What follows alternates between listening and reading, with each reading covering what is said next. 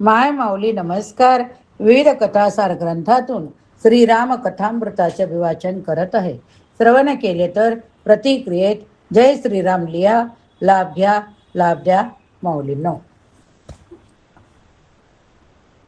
भाग 56. मागील भागावरून पुढील भाग सुरू.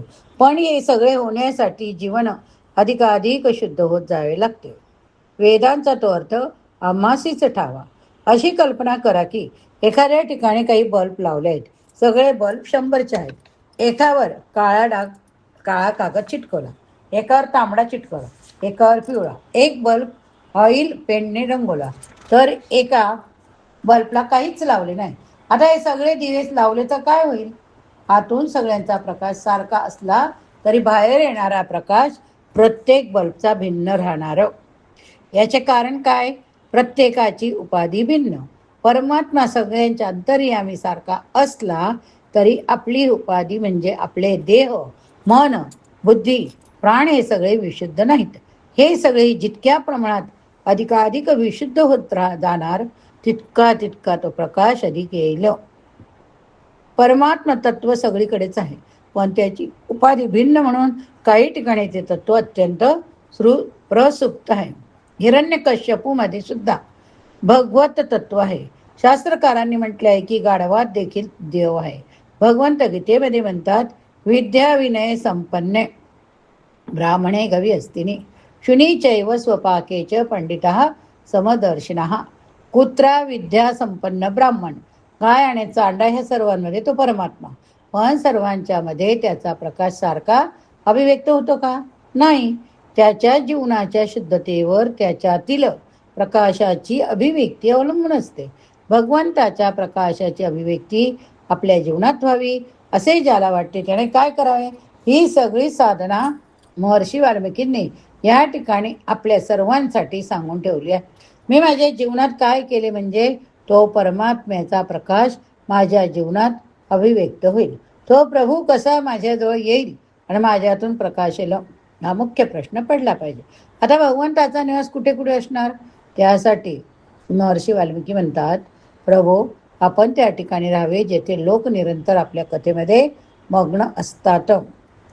आता आपण बघूया श्रवण कसे करावे. जितके श्रवण समुद्र सामना, कथा तुम्हारी सुभग सरी नाना.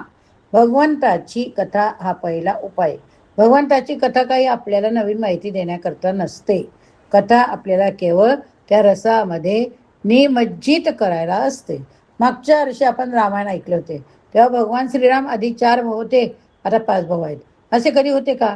तीच कथा, तेच दशरथ, तेच कौशल्या, तेच श्रीराम, तेच हनुमान, तोच रावण, तोच लंका, तीच किष्किंधा. मग आपण पुन्हा पुन्हा तीच कथा का ऐकतो? हे सम्यक जाणून घेणे आवश्यक आहे. या कथेचे अपरंपार महत्व सर्वच संतांनी सांगितले. भगवंताची कथा ऐकणे माझ्या दृष्टीने सर्वात सोपे सुंदर साधन आहे. तुकाराम महाराज म्हणतात, तुका म्हणे सोपे वैकुंठासी जाता, रामकृष्ण कथा हेची वाट. संतांनी अशा प्रकारची स्तुती कशा करता केली? याची काही कारणे आहेत. भगवंताची कथा 3 प्रकारे आपल्यावर परिणाम करते. पुन्हा पुन्हा तीच कथा साधू महात्मे सांगत गेले आणि लोक ऐकत गेले. तीच कथा 50-60 वेळा ऐकणारे लोक मी पाहिले आहेत. यामध्ये नवीन माहितीचा प्रश्न नाही. माझे चित्त जर भगवंतामध्ये एकाग्र व्हायचे असेल किंवा प्रभूमध्ये लीन व्हायचे असेल, एक साधी गोष्ट लक्षात घ्या. आपल्याला भगवंताबद्दल प्रेम निर्माण होणे आवश्यक आहे. लोक नाम जप करतात, श्रद्धेने करतात, यात शंका नाही. पण लोकांची एक तक्रार असते की जपात मन एकाग्र होत नाही हो. तोंडात जीभ फिरत असते, हातात माळ फिरत असते, मन आपल्या गतीने फिरत असते. माला तो करमे फिरे, जीभ फिरे मुखमाही, मनवा तो दस दिशा फिरे, ही आपली अवस्था आहे. बघा, माळा फिरवतो, जीभ फिरते आणि मन 10 ठिकाणी फिरते, अशी आपली अवस्था. असे का होते? लोक म्हणतात की मन मुळातच चंचल. मन चंचल हे सत्य, पण मन नेहमीच चंचल असते असं नाही. मन निश्चल पण आहे. मन एकाग्र होतच नाही असं नाही. टीव्ही पाणी करता बसलो, 2-2.5 तास झाले, आई म्हणते अरे जेवायचे नाही का? मुलगा आईला थांब म्हणतो, टकमक टकमक टीव्ही बघतो. आता तिथे मन एकाग्र आहे की नाही सांगा. मनाला गोड पदार्थ मिळाला, हवासा पदार्थ मिळाला की मन एकाग्र होते. शिक्षणचे दिवस असतात. एखादा व्यापारी आपल्या दुकानात असतो आणि पत्नी सारखा फोन करते, अहो जेवायला या, अहो जेवायला. तो व्यापारी आपल्या कामात विग्र असतो. सीझनचे दिवस ना ते, त्याची ती कमाईची वेळ असते. शेवटी तो फोनचा रिसिव्ह बाजूला करून ठेवतो. कटकटच नको. त्याला तहान नाही, भूक नाही. तो धंद्यात किती एकाग्र झाला. त्याला त्यात गोडी म्हणून एकाग्रता, आणि एकाग्रता असल्यामुळे त्याला ताण, भूक, झोप याची पर्वा नाही. गोडी असली की तासन तास दूरदर्शन पाहावं असं वाटतं. गोडी असली की पूर्ण दिवस धंद्यात वेगळं असतो. गोडी असली की पूजा सुद्धा दीर्घकाळ करावीशी वाटते.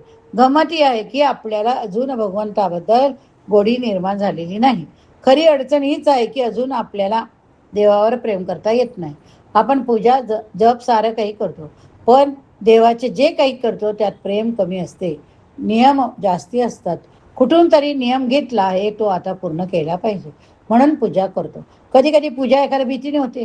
रोज पूजा करतो, एखाद्या दिवशी पूजा केली नाही तर धंद्यात नुकसान होण्याची भीती.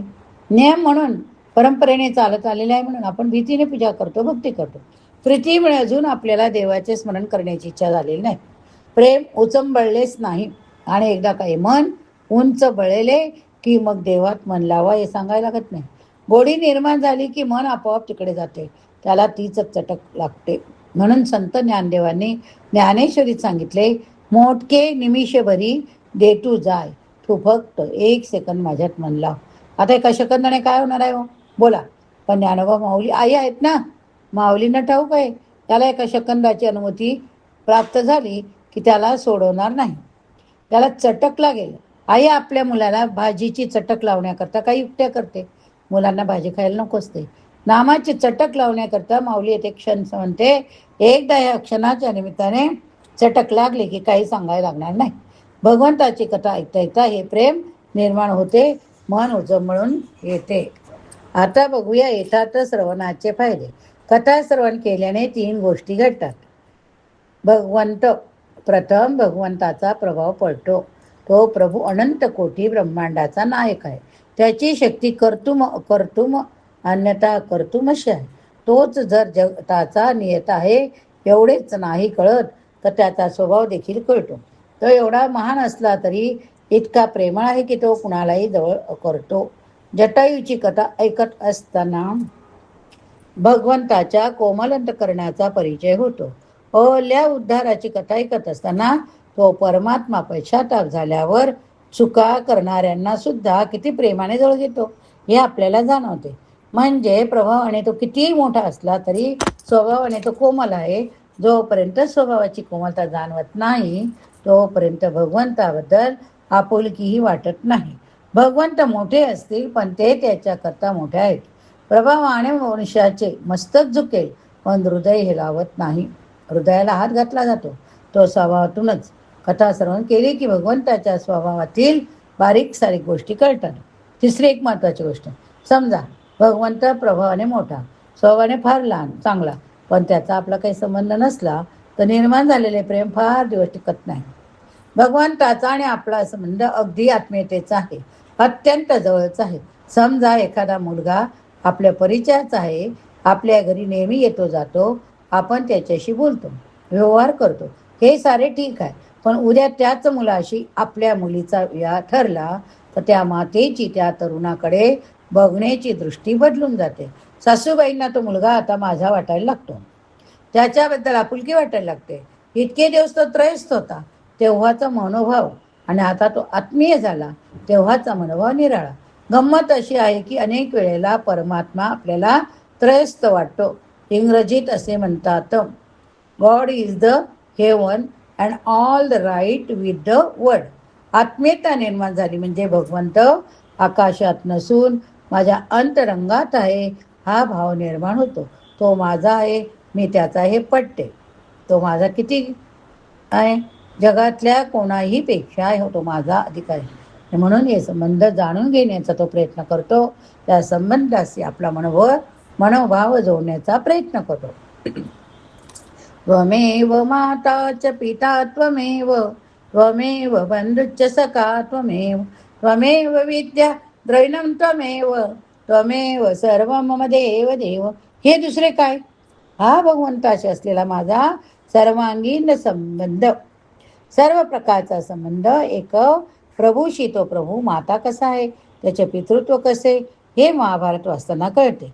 एखाद्याला भगवंताने आपले आप्त समजल्यानंतर भगवान त्याच्याकरिता किती झटतात. कृष्णाने एकदा पांडवांना आपले म्हटले, त्यानंतर भगवंताच्या जीवनातले सर्व शत्रुमित्र तपासण्याचा एक निकष होऊन गेला. यष्टान द्वेष्टी स माम द्वेष्टी, यस्तान अनु स माम अनु. जो त्याचा प्रेमी तो माझा प्रेमी, जो त्याचा शत्रू तो माझा शत्रू. महाभारतात भगवंताच्या तोंडी हे वाक्य. इतका दृढ संबंध प्रभूचा. प्रभूचा आणि आपला दृढ संबंध कळला की मग प्रेम उद्युक्त होते. एकदा प्रेम उद्दीप्त झाले की मग मन आपोआप लागते. मन लागावे लागत नाही, त्या देवात गोडी निर्माण होते. भगवंत माझे आहेत, ते श्रेष्ठ आहेत, ते महान आहेत असे वाटू लागते. एकदा कथा ऐकली की हे थोडेसे घडते, दुसऱ्यांदा तीच कथा ऐकली की आणखी घडते. म्हणून आश्चर्याची गोष्ट आहे की लोक सतत कथा ऐकत राहतात. अन्य कथा लोक 2-3दा ऐकतात आणि सोडून देतात. पण भगवंताची उत्तमोत्तम कथा साधक विद्वान लोक पुन्हा पुन्हा ऐकत राहतात, त्यामध्ये मग्न होऊन जातात, त्याबद्दल वाचत राहतात, लोकांना सांगत राहतात. जे कुठल्याही ध्यानाने घडत नाही ते कथेमुळे घडते. वस्तुतः कथाही भाव समाधानी